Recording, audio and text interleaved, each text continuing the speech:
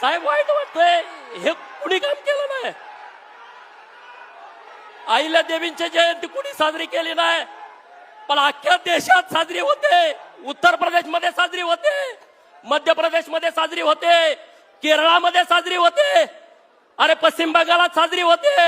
एकमेव महापुरुष अहिल्या देवींची जयंती अखंड देशामध्ये साजरी होते. मित्रांनो, आम्ही तुमच्या कायम ऋणात राहू. अहिल्या देवींना तुम्ही इतका सन्मान दिला, कारण अहिल्या देवीने काम सुद्धा या देशासाठी केलं होतं, कुठल्या जातीसाठी केलं नव्हतं, अखंड हिंदुस्थानासाठी काम केलं होतं, अखंड हिंदुस्थानासाठी.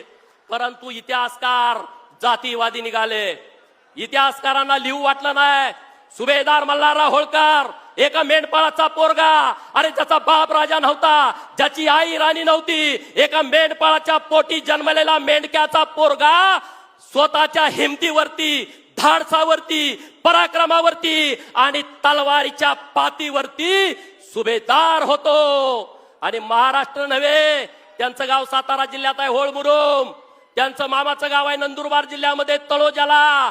पण मध्य भारतामध्ये जाऊन सगळ्यांची दानादान उडवून देतो.